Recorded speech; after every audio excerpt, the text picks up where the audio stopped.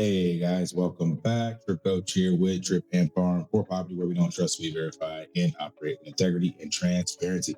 Today's clip, we got what I'm coining the two sides to every story. Three sides. I forgot it's actually three sides because you got the left side, the right side, the truth is in the middle. And in the storytelling narrative of Bitcoin, we have the left side, which is Bitcoin has always done X, so therefore it will do Y. And then you have people evaluating specifically this time, saying the cliche, this time is different. And in the middle is truth that you need to come to, which I'll give you the TLDR, so you don't have to worry about it, is stay humble, stack sats, dollar cost average, and say Bitcoin. Like, the other two sides don't fucking matter. If Bitcoin does exactly what it's always done, great for Bitcoin. If it breaks, it goes to a super cycle and decouples and does something, great for Bitcoin. So it doesn't actually matter. But for those of you that are concerned with price and what things are doing and market psychology, this is a great clip you might enjoy. So let's frame it with Hurley. October starts tomorrow, historically Bitcoin's strongest month of the year, and the setup is impossible to ignore. ETFs and treasuries are stacking relentlessly, gold is ripping, and the dollar looks primed for a multi-decade decline. This could be the final warning before everything changes. What if the halving cycle has been dead since the 2017 top? And what would a fourth straight year of upside do to investor psychology? In this episode, I'll lay out the clearest case yet that Bitcoin is in the early innings of a true supercycle, and why the next year could change the way the world views Bitcoin forever. That is interesting. Like you said, what would that do to investor psychology for a fourth straight year? Can't find that freeze frame because it jumped through that. But again, that just goes back to my TLDR thesis. It's like, it doesn't matter if you are dollar cost and planning to never sell your Bitcoin. So you can see this, that what we're used to having, and that's what they're talking about. It's like, yeah, 3 up years, 1 down here, 3 up here, 1 down, 3 up years, 1 down, 3 up years. All right, we're gonna have it down in 2026. Like that's the rhyming pattern, right? It's like, well, yeah, but again, I've mentioned this multiple times. You'd be a fool to say that these were all of this is the same as what we're seeing now. We didn't have Bitcoin treasury companies. We didn't have Bitcoin regulation literally at the US level by the government. We didn't have the maturity of it being a multi-trillion-dollar asset. We didn't have the new hash rates that we're sitting at now. None of this stuff existed before. Yes, we've always had the rolling of the debt and financial policies and all that stuff. Yes, that is 100% correct. But all the other things never existed. So you can't just automatically assume that it's going to do the same thing as it did last time when the variables had changed. Forgot that quote, but it's like, many variables exist, therefore many variables must be tested.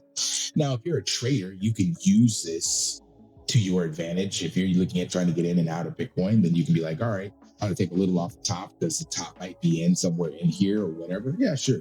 But like I said, TLDR, if you're doing my approach, which is never say Bitcoin stay stacks at CA, it doesn't really fucking matter at all, right? But let's go to the next one. The heels of October, Bitcoin is still consolidating near six figures, hovering around $114,000 today after nearly a full year in this range. At the same time, gold has broken into new territory again this week, nearing $3,900 per ounce. The sound money trade is alive and well, but gold is currently setting the pace. And that makes Q4 absolutely pivotal. October is historically Bitcoin's best month, and many of the lingering questions about its market structure will be answered as we move through the year end and into 2026. For all intents and purposes, Bitcoin is on the verge of a major psychological shift in its adoption. For over a decade, Bitcoiners have anchored themselves to the halving cycle thesis, 3 years up and 1 year down. But what if that model has already expired? What if macro forces, ETFs, and institutional adoption have already rewritten the script? Joe Carlasare and James Check, better known as Checkmate, joined What Bitcoin Did to talk about the 4-year Bitcoin cycle meme. I've said this publicly for well over a year and a half now. I think it is a mistake to attribute the peak and subsequent drawdown in late 2021 and 2022 as a Bitcoin idiosyncratic feature, okay? To me, it's not simply coincidence that Bitcoin peaked in November of 2021 alongside numerous other risk assets, that it was coincident with the telegraphing from the Federal Reserve that they were behind the curve and they would be in one of the fastest rate hiking cycles in history, dealing to the rapid onslaught of inflation, rolling off their balance sheet, QT, etc. I just think it's simply implausible to suggest that was a Bitcoin idiosyncratic feature. It just happened to line up with the majority of macro chaos that we had to go through most of 2022. So my view has been that even predating the 2021 cycle, I think the cycles were dead if they ever were a thing, driven by some halving supply demand dynamics. I think that wasn't a coincidence also that alongside Bitcoin ripping, you had many other risk assets ripping through most of 2021 that were drunk on the high of the stimmy checks and the ZERP and massive central planning easing. So my view is that these are ex post facto the narratives we develop to justify why price action develops. And to me, right here, I think it's very simple. If the economy remains robust, potentially reaccelerates, I expect Bitcoin to do well. I expect most major risk assets to do well. And the opposite is also true, right? If the economy continues to decelerate, if some of these weaker segments of the overall economy start to get worse and potentially bleed over into other sectors, I expect the greater risk asset complex to struggle alongside Bitcoin. I fully agree. And I think I had this line, And that is Raoul Pal's thesis right there again. So it's like you hear different people echoing this same sentiment from different angles. And what he basically said, he's like, it's not an idiosyncratic thing or event for Bitcoin. It's like, no, this was a global thing. And that's the Raoul Pal everything.